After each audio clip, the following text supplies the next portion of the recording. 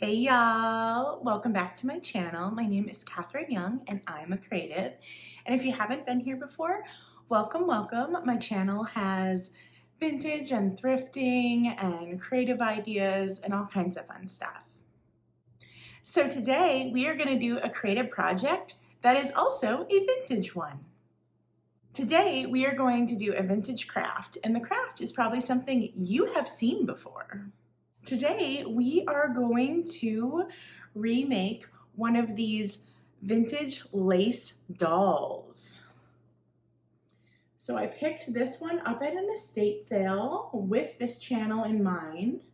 And I love the frame it's in. Also, I feel like this doll had a lot of extra details. The person who did it just did a great job and did some extra details. So I was excited to have it inspire today's project. Now, these lace dolls were popular from the 1800s all the way to like the 50s and 60s. And what they're really inspired from is apparel arts drawings. So this magazine, it's seen better days, as you can tell, is from 1892. And as you can see, there are pictures of people wearing different apparel outfits. And what people used to do is they used to cut these out and they used to put the different apparel pieces on display. So an image like this, they would cut out and put on display. And when painting through this old piece that I picked up, I even found some pieces already cut out. So the person who had this cut these images out already. Okay. Here's this one.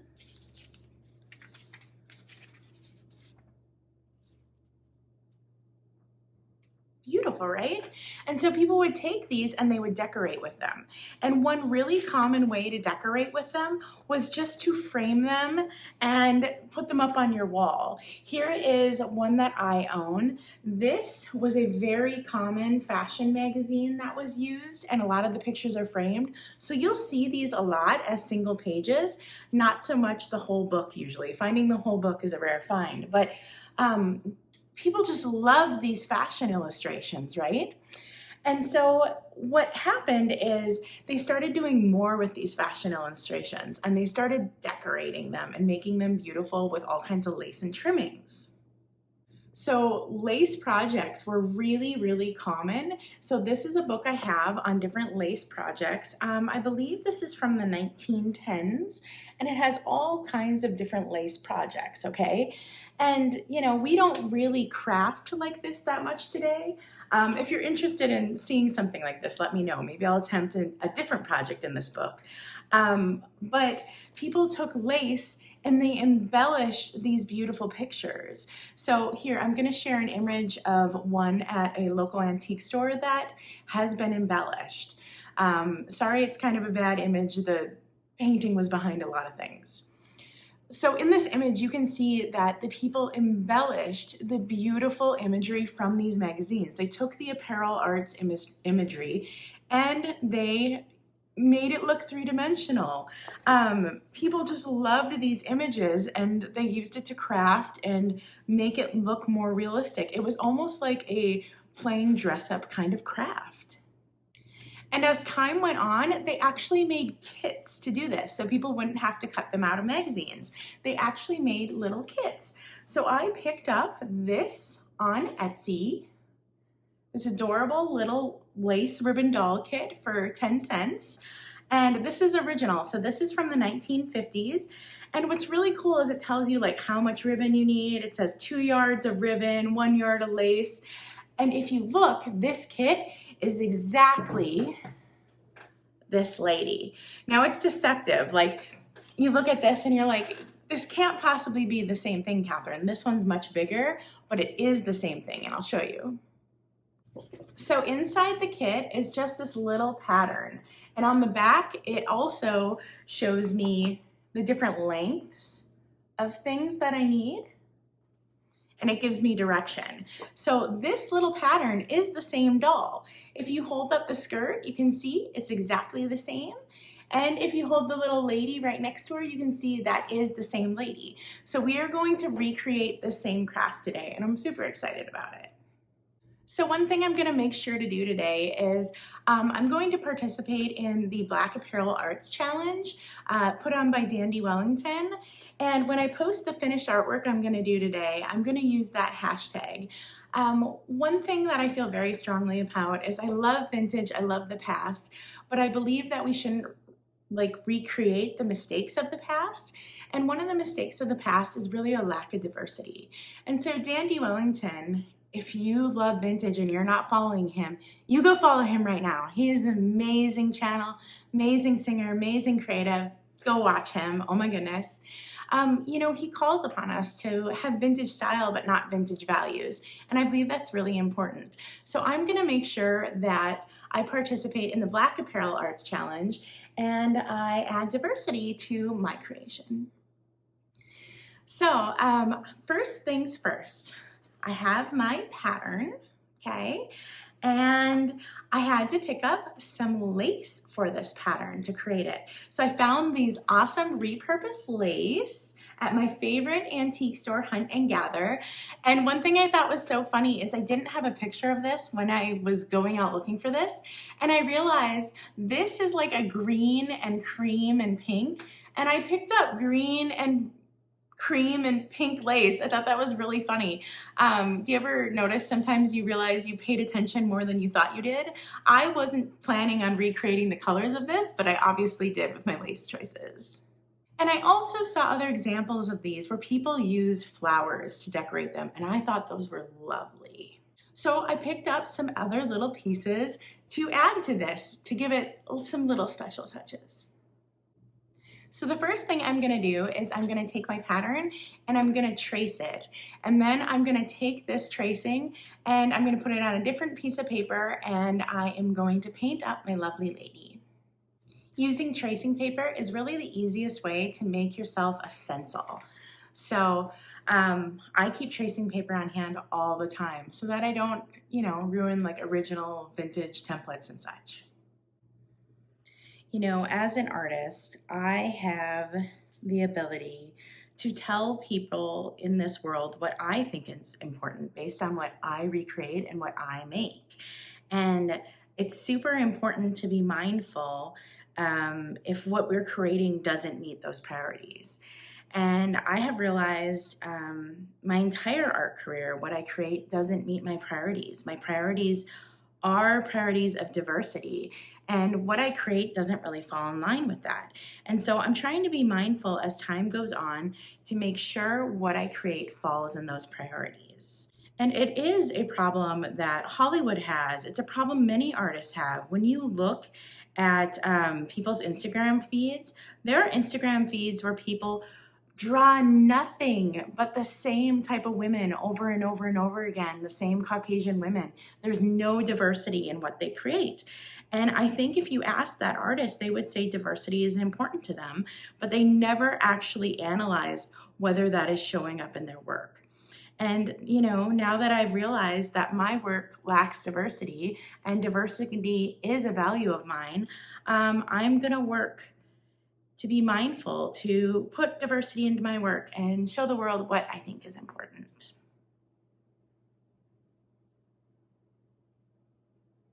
So now I have my little patterns, and I chose to make the bonnet multiple layers because I've decided I'm gonna make the bonnet three-dimensional. And I'm gonna take these and I'm gonna cut them out and then transfer them onto some different paper. Now, if you look at the instructions on this, it says to sew the lace in. And you know what? That is exactly what they did back in the day. You can see stitches back here. And they probably sewed even more onto the fabric that's in this piece here. But we just don't have to sew it today because we have tacky glue. Pro tip with cutting: move your paper, not your scissors. I know a lot of people say they're horrible at cutting things out, and mainly it's because they try to move the scissors and not the paper. It's easier to get the angle correct with whatever you are cutting than the scissors. So always move the paper, not the scissors.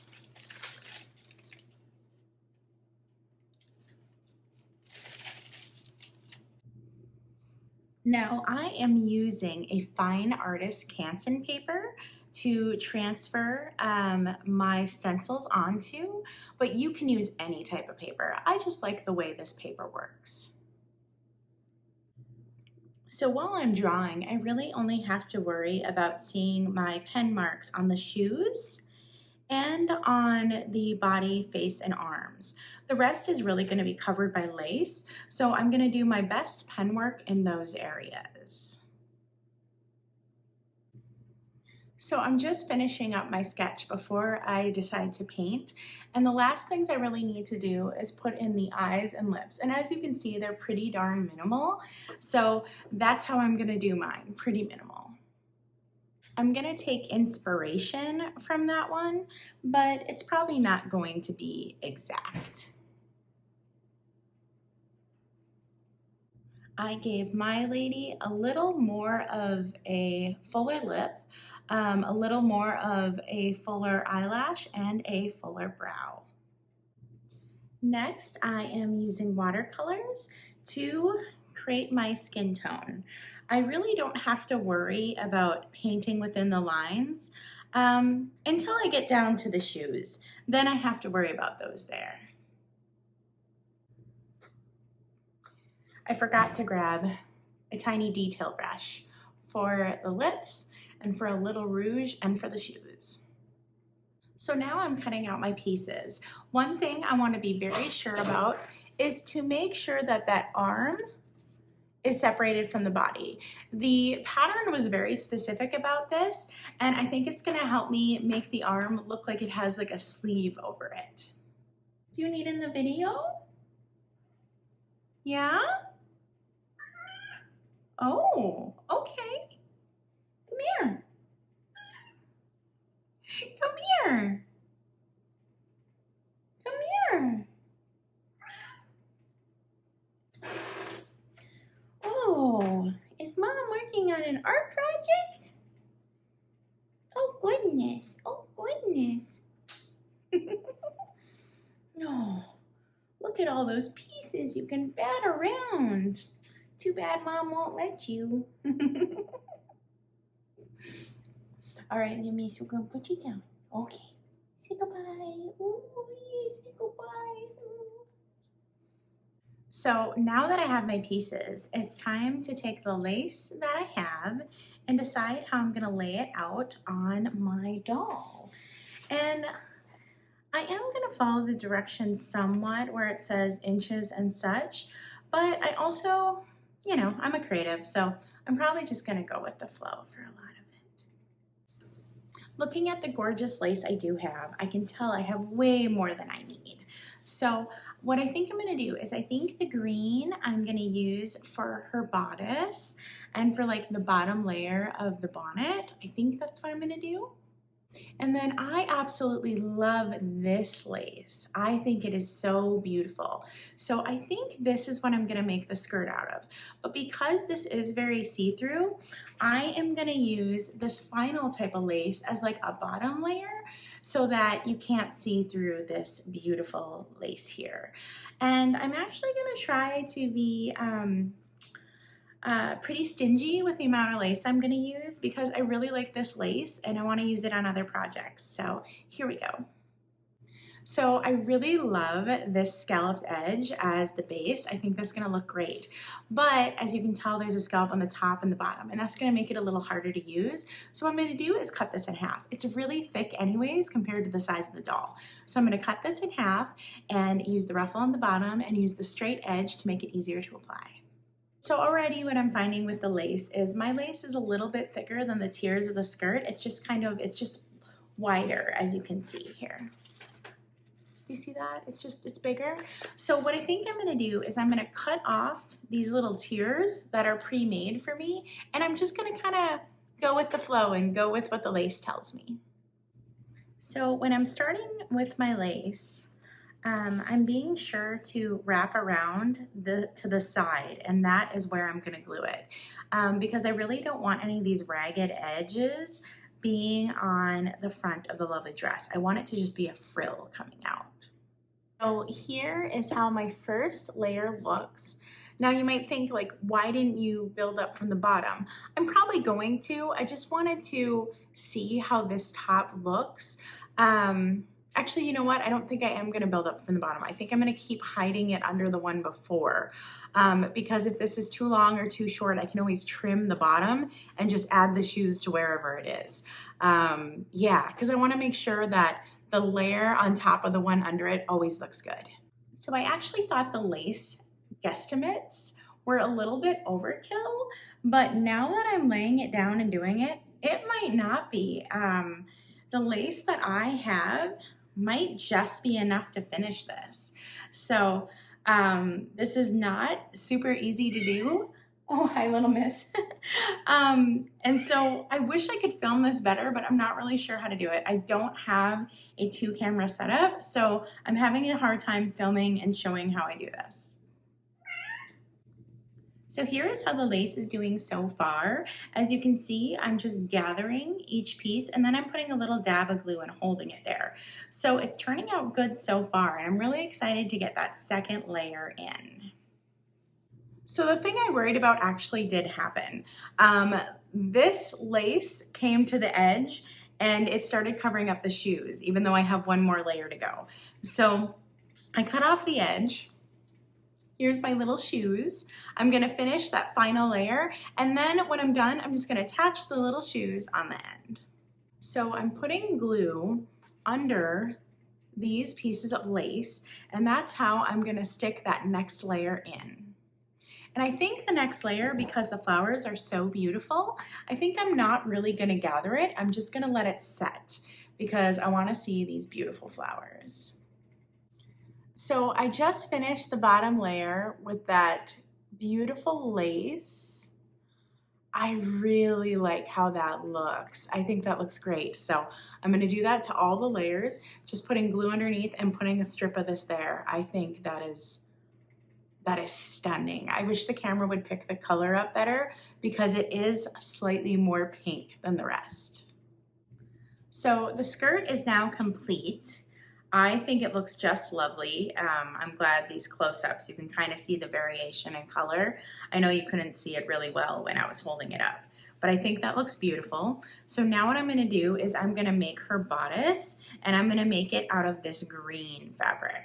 And then also, like I said with the shoes, here are the little shoes, and I'm just gonna put them on the bottom when I finish up this project. So yeah, I'm gonna put this piece aside and I am going to work on the bodice. And what I think I'm gonna do is I'm gonna make the triangle the main kind of focal point of the bodice. I think that's gonna be lovely. Okay, so this is one of those cases where I changed what I was gonna do on the fly. So instead of using the front with the bright gold, I decided to use the back because look, it actually matches the fabric of the skirt better. And then I took this and I made it kind of a point because I think that is gonna be a really interesting shape on her bodice. Yeah, I really like that, but that all wasn't planned. That was kind of me just futzing around with this, seeing what would work. Okay, so I finished up the bodice and I gave her a little sleeve. I made it out of the flowers that are down here. And I think that looks really good. So the next step is I'm going to decide what she's going to be holding in her hand. I have some extra pieces that I might use for that. And I'm going to put her bonnet on. Now this original doll here, the pattern had some very Caucasian hair, some ringlets. And so I for sure didn't want to do that. They also, these dolls have been historically made with real hair, which is pretty cool, but I wanted to make sure that the hair that I gave her wasn't Caucasian. And what I've been noticing is it looks like a lot of black hair was kind of pulled back. And so I think that's what I'm gonna do sticking out of the bonnet. I'm just gonna show like just kind of slight hair sticking out because I envisioned that it would be pulled back into the bonnet. So we're gonna work on that part next.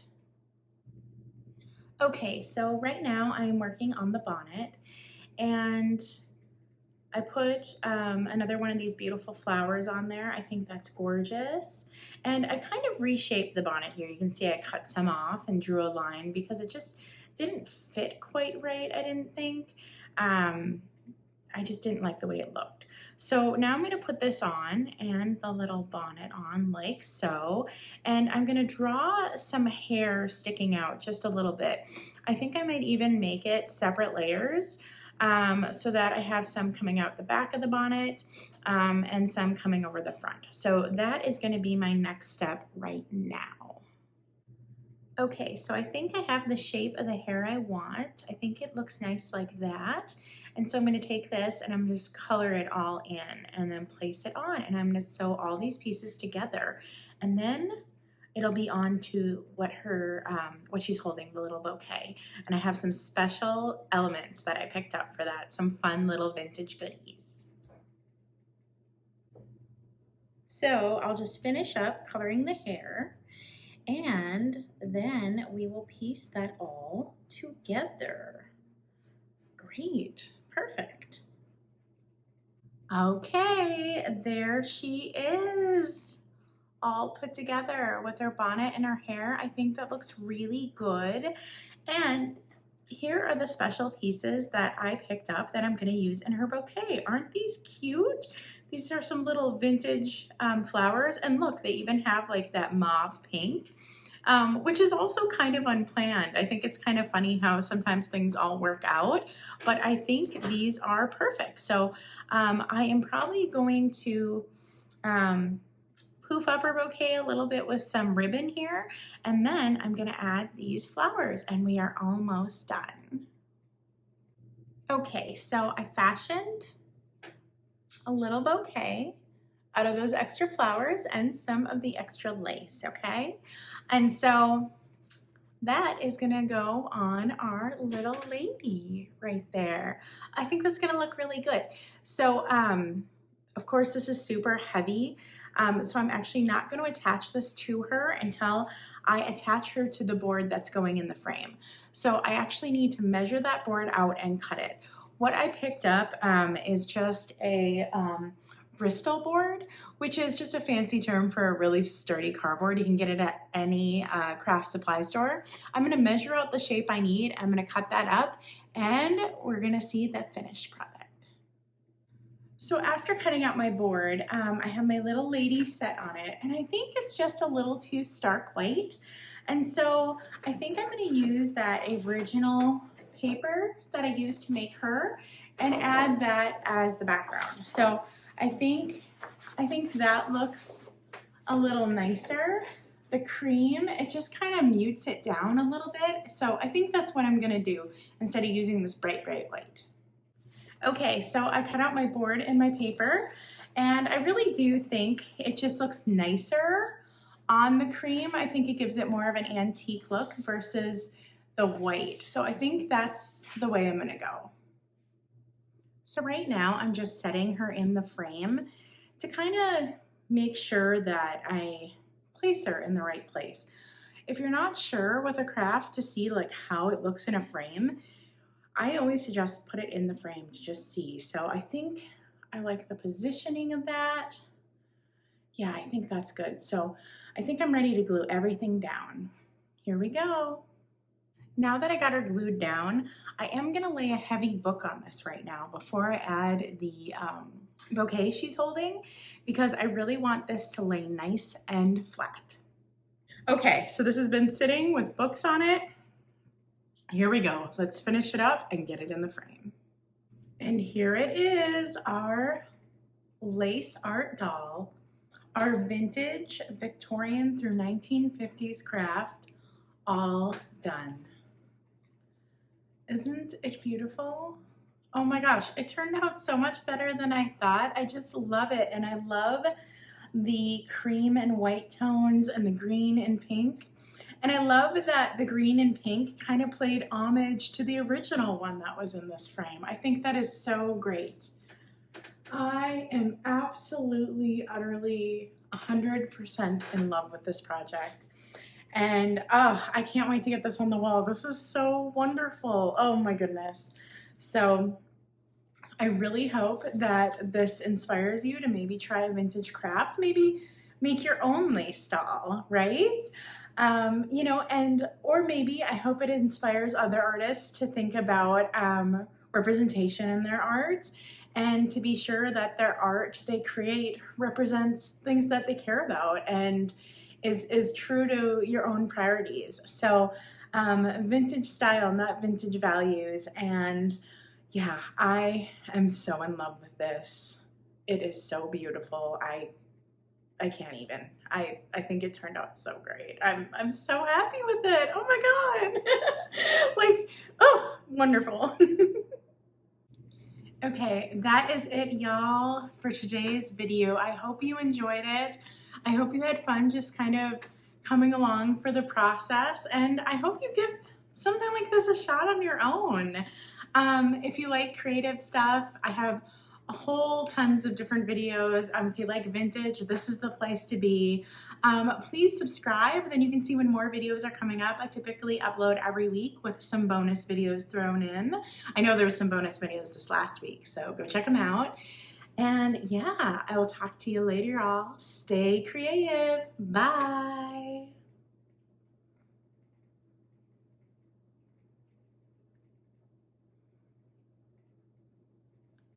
So today we are going to do a creative product. Blah, blah, blah. Oh, you need to be part of the video, huh? Yeah? Yeah? Come here, Lily. Come here. Will you help me tell people what we're doing today? Yeah. So let's tell people about what we're doing today. Goodness. Well, that was short-lived. Take the iPad out of the case for filming because it doesn't work in the case. Oh, goodness, goodness, goodness. Yes. Do boop? Boop. I love that when I say boop, they actually go for the boop. You know, they finish, they touch their nose to my finger because they're used to it. So I just finished, whoops. I don't know what's worse, finding the dead bug, you know, that's in the frame, or not finding it. I couldn't find it and that was gross. Is it really a good art project if you didn't accidentally skip dinner working on it because you're just in it? Yeah, real arting, people, real arting. Goodness, that took a long time. Goodness.